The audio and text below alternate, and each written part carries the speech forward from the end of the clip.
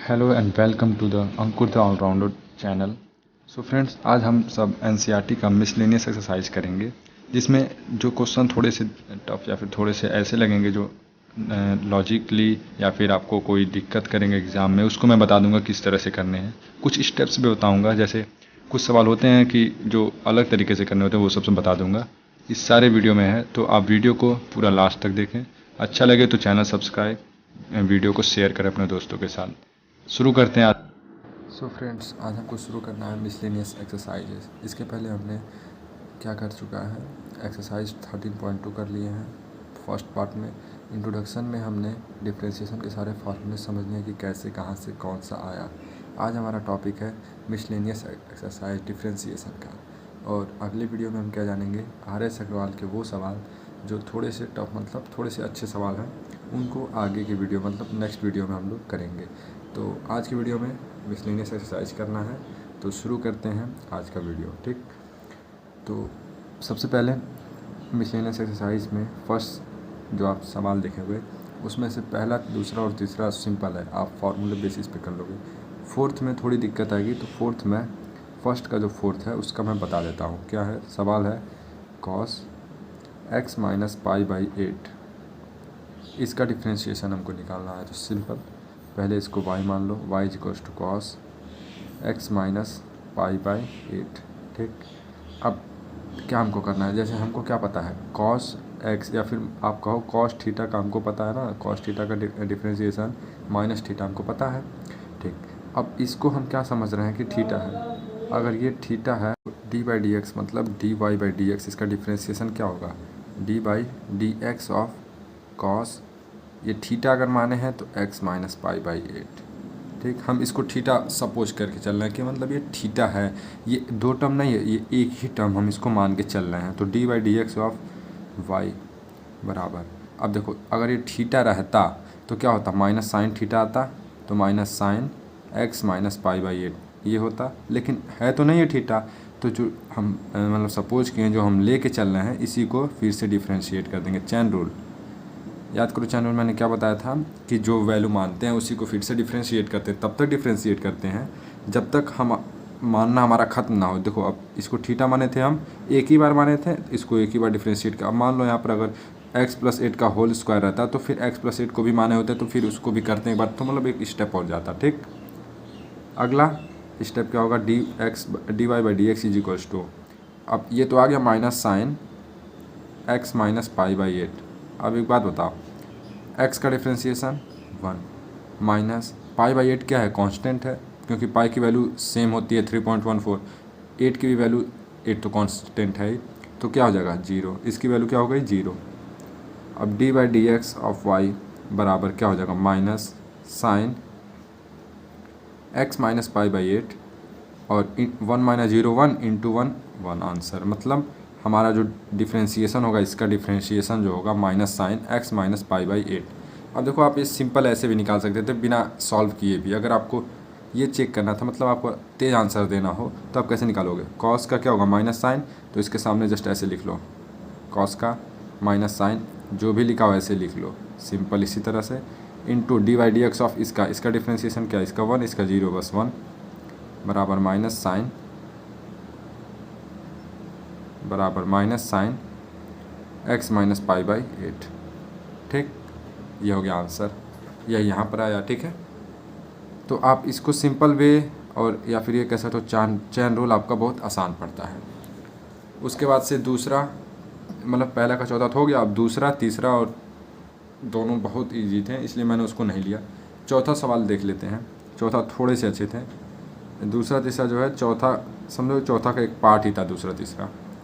ठीक, तो हम चौथा सॉल्व कर लेते हैं। चौथा क्या है, ए एक्स प्लस बी एक ब्रैकेट में, दूसरे में C X plus D whole square. अब आप सोच रहे होगे कि इसका होल स्क्वायर तोड़ के इसको मल्टीप्लाई करके उसके बाद से करें। ठीक है, कोई दिक्कत नहीं, लेकिन थोड़ा सा लेंदी हो जाएगा, वो क्यूब आ जाएगा, फिर उसको मतलब पहले तो यहाँ पर देखो, इसमें 3 टर्म आ जाएंगे और 3 इसमें, मतलब 2 इसमें, मतलब 6 टर्म्स आ जाएंगे, 6 टर्म्स आ जाएंगे, वो बड़े हो जाएंगे। इसको सीधा ऐसे ही कर लो, कैसे, y मान लो। अब D Y by D X क्या हो जाएगा, D Y by D X बराबर D by D x of A x plus B और C X plus D square whole square. ठीक, तो डी बाई डी एक्स क्या हो जाएगा, सिंपल मल्टीप्लिकेशन रूल, गुणा का रूल है, तो एक बाहर दूसरा वाले का differentiation plus C X plus D whole square बाहर पहले वाले का डिफ्रेंसिएशन। ठीक, अब नीचे, अब इसको बाहर तो किए हुए हैं, ठीक है, कोई दिक्कत नहीं। इसमें देखो C X plus D whole square क्या होगा, दो बाहर, इसका दो बाहर, चैन रूल लगा रहे हैं, दो बाहर तो क्या हो जाएगा सी एक्स प्लस डी के पावर 1 2 - 1 मतलब 1, कुछ दिक्कत नहीं है। लेकिन इसको हमने एक टर्म माना है ना, इसलिए ये फॉर्मूला लगा दिया, लेकिन एक टर्म तो है नहीं, तो फिर D by D x of किसका, सी एक्स प्लस डी का। ठीक, और यहाँ पर सी एक्स प्लस डी का होल स्क्वायर इनटू में, अब देखो डिफ्रेंसिएशन ए एक्स का, तो एक बाहर आ गया, एक्स का डिफ्रेंसिएशन 1, अब क्या बचा यहाँ पर, ए बचा। ठीक, अब बी का, बी जो कि कांस्टेंट है, जब आप पढ़ोगे देखोगे बी जो है कांस्टेंट है, तो बी कांस्टेंट है, इसका डिफ्रेंसिएशन 0। ठीक है, तो ये 0 हो गया। अब आगे आगे क्या होगा, कुछ नहीं, देखो ए एक्स प्लस बी, 2 बाहर कर लो, 2 A x plus B C X plus D, और इसका डिफ्रेंसिएशन सी कैसे, देखो सी बाहर, एक्स का डिफ्रेंसिएशन 1 और डी कांस्टेंट है तो इसका 0, तो 1 C plus 0 is equals to C. ठीक, प्लस इसका क्या हो जाएगा सी एक्स प्लस डी का होल स्क्वायर। अब देखो यहाँ से आप क्या करोगे, सीधा ब्रेक करने की कोशिश करोगे, मत करो। क्यों मत करो, क्योंकि आपके जो एनसीईआरटी का आंसर होगा उससे आपका आंसर अलग हो सकता है। क्या करो, देखो सी और सी एक्स प्लस डी दोनों में कॉमन दिख रहे हैं, आपको समान दिख रहे हैं, तो सी और सी एक्स प्लस डी दोनों में से कॉमन ले लिए। ठीक, अब अंदर क्या बचा, 2 बचा, यहाँ पर ए एक्स प्लस बी बचा, यहाँ क्या बचा सी एक्स प्लस डी बचा। कैसे सी एक्स प्लस डी बचा, देखो एक सी एक्स प्लस डी कॉमन ले लिया और एक सी कॉमन ले लिया, यहाँ पर 1 बचा और ये सी एक्स प्लस डी बच गया। ठीक, ये हो गया, तो d by D x y का क्या हो जाएगा, सी से मल्टीप्लाई नहीं छोड़ दो, सी एक्स प्लस डी और ये ऐसे ही छोड़ दो, 2 A x plus B 2b plus C X plus D. हो सकता है कि एनसीईआरटी से आंसर मैच ना करे, मैच भी कर सकता है, मतलब कोई दिक्कत नहीं है। आप स्टेप आपका अगर सही है और लास्ट में ये आप करके छोड़ दिए तो आपका आंसर सही माना जाएगा। ठीक, अब इसके बाद से चौथा के बाद पांचवा जो था एकदम सेम इसी बेसिस पे था, तो पांचवा नहीं मैंने लिया है। छठा सवाल जो है थोड़ा सा अच्छा सवाल था, इसलिए मैंने छठा सवाल को ले लिया है। ठीक, तो छठा क्या कहता है, देखो सिक्स्थ सवाल है, y बराबर, हम y अपने से मान रहे हैं, y बराबर 1 + 1 upon x upon 1 - 1 upon x. इसका हमको डिफ्रेंसिएशन निकालना सीधा है। देखो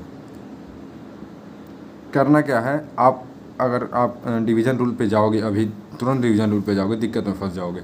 सिंपल क्या करो, x का एलसीएम ले लो, तो x नीचे, ऊपर क्या आ जाएगा x + 1 अपॉन, यहाँ एलसीएम लोगे तो x - 1 अपॉन x।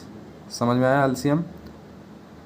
उसके बाद x से x cancel, x + 1 upon x - 1, ये दोनों कैंसिल हो जाएगा। अब देखो एलसीएम समझ में आया है, चलो एक बार बता देता हूँ। होता क्या है, इसके नीचे है 1 और इसके नीचे भी 1, तो इन दोनों का आपस में क्रॉस इंटू कर लो। एलसीएम ये भी कह सकते हो, क्योंकि x और 1 में कोई रिश्ता, मतलब कोई कॉमन नहीं है, तो आप क्रॉस इंटू कर सकते हो, सिंपल सा ये समझो।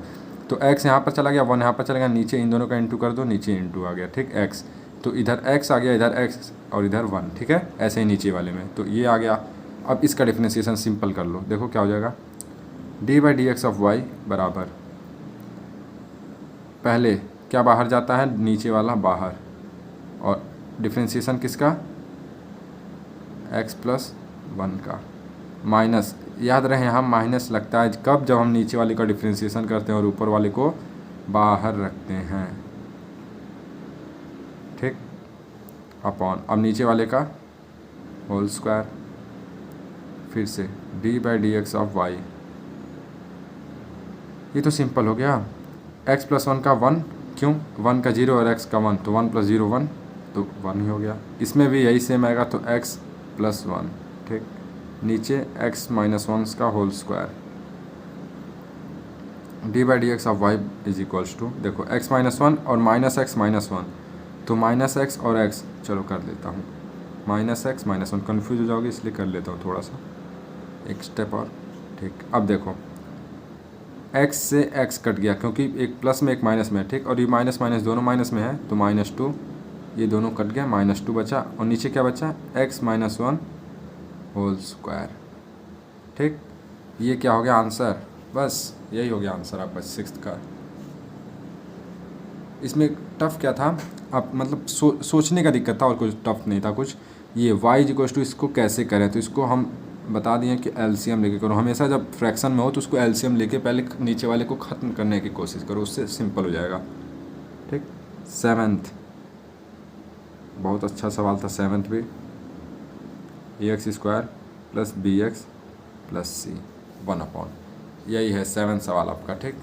अब इसको कैसे करें, सिंपल, y मानो, d/dx ऑफ y बराबर, देखो इसको ऊपर लेते जाओ पूरे को, तो क्या आ जाएगा, ax² + bx + c whole to the power -1। क्यों, क्योंकि हम ऐसे इजी वे में कर सकते हैं, और वैसे अगर करोगे जैसे डिवीज़न रूल लगाओगे, तो पहले देखो इसका स्क्वायर करोगे, इसको रोक के इसका करोगे, और इसको रोक के इसका करोगे, इसका कोई मतलब नहीं आएगा, लेकिन स्टेप बढ़ जाएगा, आपका टाइम वेस्ट होगा। ऐसे क्या करो, तुरंत होगा, देखो कैसे, d/dx ऑफ y बराबर, इसका d/dx हो जाएगा ना, डिफ्रेंशिएशन हो जाएगा। अब देखो -1 है, ये क्या हो गया, अगर ये x होता, मतलब x के पावर -1 होता, तो -1 बाहर आ जाता, और जो x है मतलब ax² + bx + c जो है, इसके पावर -1 पहले से था, -1 और हो जाता, लेकिन हो जाता जब x होता तब, लेकिन x तो है नहीं, तो फिर से d/dx ऑफ क्या हो जाएगा, ax² +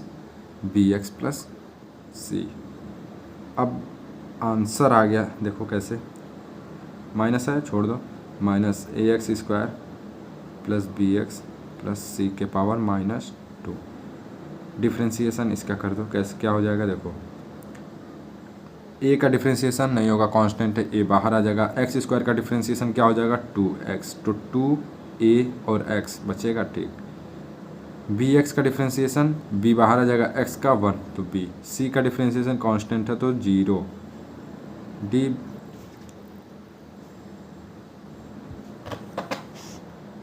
d/dx of y is equals to क्या हो जाएगा, देखो ax² + bx + c, -2 है ना, तो नीचे आ जाएगा, तो क्या हो जाएगा, अपॉन में चला गया, ठीक। तो ax² + bx + c अपॉन में कैसे है, समझ में आया, देखो जब भी पावर माइनस में होता है तो वो रेसिप्रोकल हो जाता है, अपना जो होता है उसका रेसिप्रोकल हो जाता है, तो इसका रेसिप्रोकल क्या होगा, 1/, में हो जाएगा, तो ये 1/, में हो गया, माइनस ऊपर है, और 2ax + b, तो -2ax + b, ये हो गया आपका आंसर, डिफ्रेंशिएशन हो गया आपका 7th का, ठीक है। अब देखो 8th और 9th जो है, आपको उसमें सिंपल सा कुछ नहीं करना है, बस क्या लगाना है, डिवीज़न रूल लगा लेना है, ठीक है। और उसके बाद से 8, 9, 10, 11 भी सेम है, कोई दिक्कत नहीं है। 12th जो है वो 13 की तरह है, 12th जो क्वेश्चन है वो और 13 दोनों सिमिलर लग रहे हैं, तो 12th हम ना बता के 13, क्योंकि 13 जो है थोड़ा सा टिपिकल एक स्टेप बढ़ गया है, तो इसलिए 13 बता दे रहा हूँ। देखो 13 में ax + b के पावर n, ये है 12th सवाल, ax + b के पावर n, लेकिन 13th क्या है, इसी के साथ एक चीज़ और ऐड हो गया है, इसके पावर m। अब देखो a constant, b constant, c constant, d constant, n और m इंटीजर हैं, ये भी कांस्टेंट ही हैं।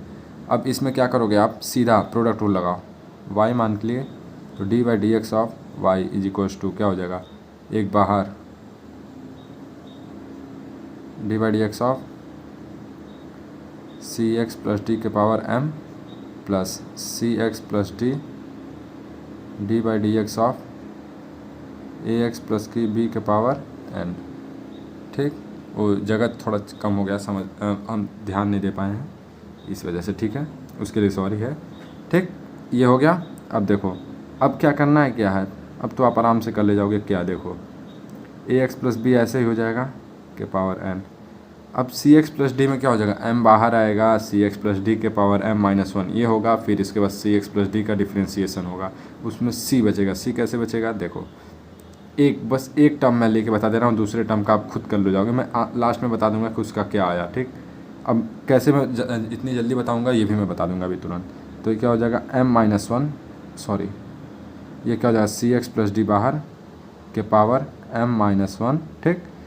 और m भी बाहर आएगा, क्योंकि x के पावर m जो होता है m बाहर आता है, m बाहर सी एक्स प्लस डी के पावर -1, और सी एक्स प्लस डी का डिफ्रेंशिएशन होगा तो c आ जाएगा, c प्लस 0 x का 1, ठीक, c आ गया। ऐसे इसका भी, इसका देख लो क्या आ जाएगा, चलो लिख दे रहा हूँ, सी एक्स प्लस डी, n बाहर तो a एक्स प्लस बी के पावर n-1, और इसका डिफ्रेंशिएशन जब करेंगे तो a, ठीक है।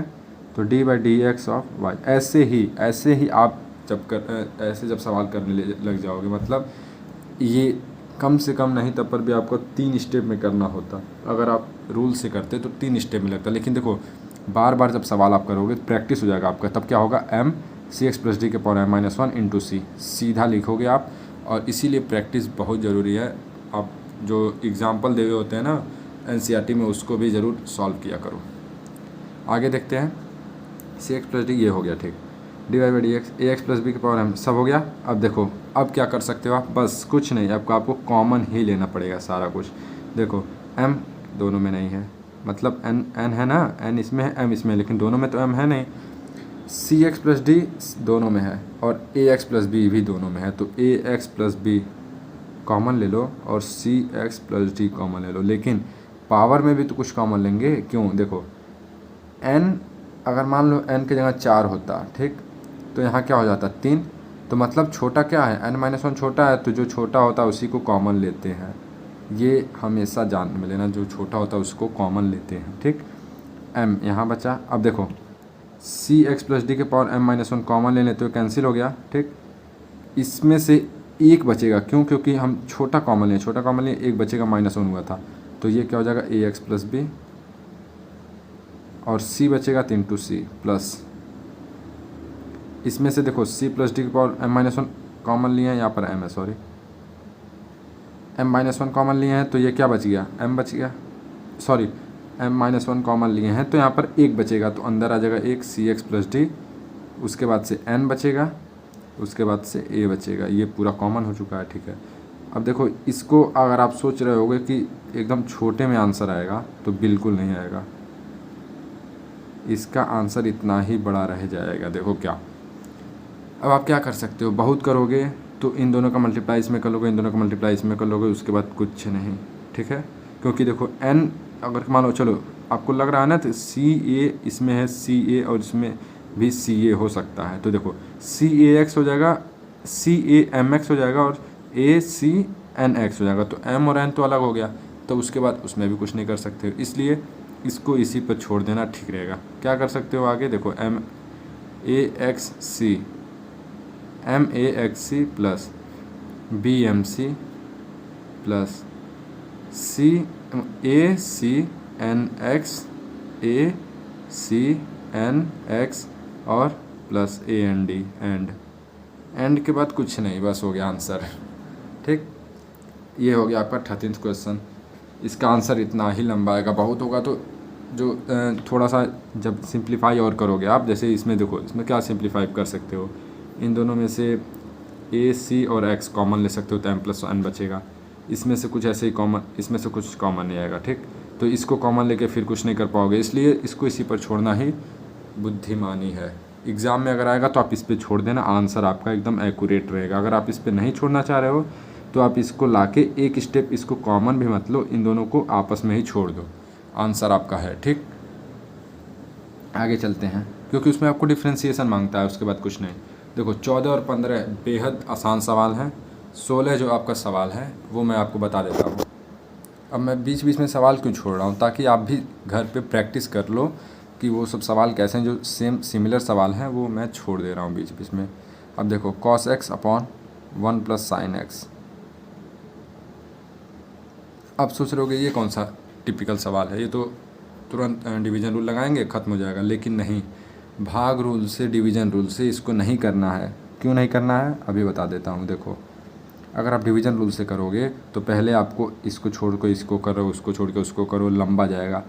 ईजी क्या है, देखो रेशनलाइज जानते हो, अभी इसको डिफरेंस रेशनलाइज जानते हो। रेशनलाइज क्या होता है मैं इधर बता देता हूँ आपको। देखो, मान लो ऊपर है x+1, नीचे है x-1, ठीक, और ये किसी के बराबर है, मान लो c के बराबर है, ठीक। रेशनलाइजेशन क्या कहता है, जो नीचे है उसके साइन को चेंज कर दो, मतलब बीच में क्या साइन है, माइनस का ना, तो इसको प्लस कर लो। इसके यहाँ से क्या साइन है, प्लस का ना, सॉरी यहाँ क्या साइन है, माइनस का ना, उसको चेंज करो। यहाँ मतलब डिनोमिनेटर में जो साइन होता है उसको चेंज कर लेते हैं, बीच का साइन, तो x-1 है तो x+1 कर लो, और उसी से ऊपर नीचे दोनों तरफ मल्टीप्लाई कर लो। ये नहीं कि फिर चेंज कर लो, नहीं, ऊपर नीचे दोनों से मल्टीप्लाई करो। c = x+1 का होल स्क्वायर अपॉन x²-1 हो गया। ये हो गया आपका। अब आपको तो ये लग रहा होगा कि तो टिपिकल है, ये मतलब यहाँ पर टिपिकल आ गया, इससे आसान तो ये था, ठीक है। लेकिन कुछ कुछ सवाल में रेशनलाइज बहुत अच्छा होता है, जैसे देख लो, एक सवाल और बता देता हूँ। √2+1 अपॉन √2-1। अब बताओ, इसको आप सॉल्व अगर कर रहे हो तो आंसर नहीं आएगा। क्यों? क्योंकि हम रूट को कभी भी नीचे रखते नहीं हैं। अब रेशनलाइज इसी के लिए आता है, बेसिकली आप रेशनलाइज इसी के लिए पढ़ते ही हो। तो क्या करोगे, उल्टा, मतलब जो नेगेटिव और पॉजिटिव से मल्टीप्लाई कर दो ऊपर नीचे। अब जिससे जो नीचे वाला डिनोमिनेटर होता है उसका साइन चेंज करके दोनों में ऊपर नीचे उसी से मल्टीप्लाई करते हैं, ठीक, ये ध्यान रहे। अब इसका क्या हो जाएगा, √2+1 का होल स्क्वायर अपॉन में, देखो a - b a+b आ गया ये, तो क्या हो जाएगा, a² - b मतलब 2-1। c = √2+1 का होल स्क्वायर, नीचे 1 खत्म। तो देखो ये इजी हो गया ना। ऐसे ही इसी के लिए हम रेशनलाइज यूज करते हैं। अभी यहाँ पर इस सवाल में हम रेशनलाइज कैसे यूज करेंगे आपको बताता हूँ। देखो, y = cos x upon 1 + sin x। अब देखो, हमने बताया क्या, डिनोमिनेटर का साइन चेंज करो, साइन चेंज कर लिए हैं, ठीक। ऊपर नीचे मल्टीप्लाई कर दो, ऊपर नीचे मल्टीप्लाई कर दिए हैं। अब आप सोच रहे होगे कि आगे कुछ नहीं, अभी देखना कितना इजी वे में आंसर आएगा। इसको मल्टीप्लाई मत कर लेना पहले, फिर बाद में आपको कॉमन लेना पड़ेगा। क्यों, बता रहा हूँ। 1 + sin x 1 - sin x, a + b a - b, तो a - b का होल a² - b², ठीक, a + b a - b की वैल्यू, ठीक है।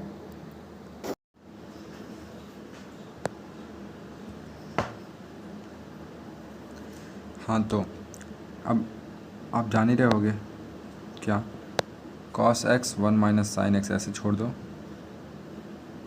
1 - sin² x क्या होता है, cos²x। एक cos से cos कैंसिल, क्या आ गया, 1 - sin x upon cos x। अब डिफ्रेंशिएट कर दो, dy/dx =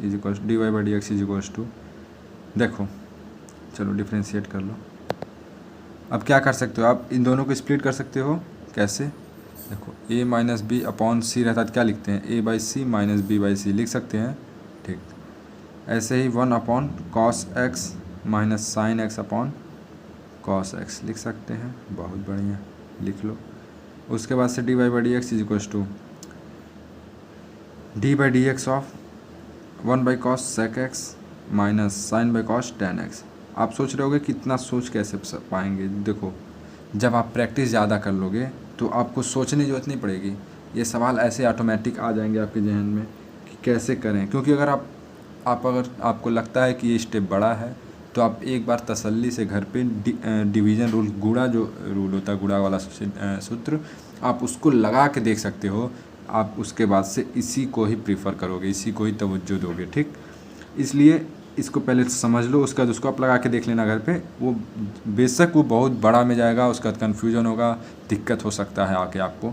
दिक्कत क्या होगा कि आंसर में ही गड़बड़ हो जाएगा। जैसे जब ज़्यादा चीज़ हो जाता है तो उसको संभालने में भी दिक्कत होता है, इस वजह से बस ये बता रहा हूँ मैं।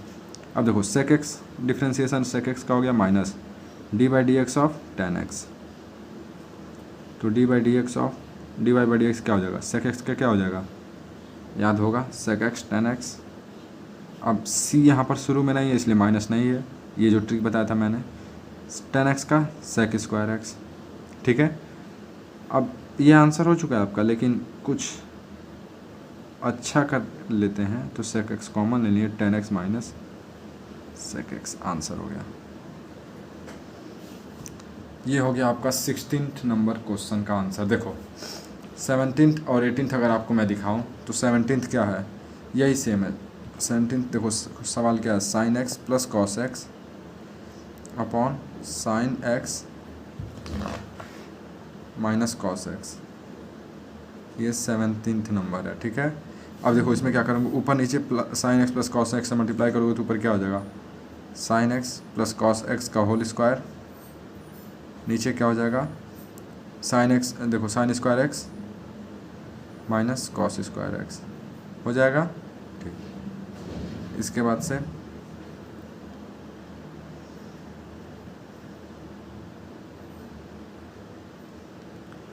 इसको क्या लिख सकते हो, sine x plus cos x, sine square x plus cos square x plus cos square x plus 2 sine x cos x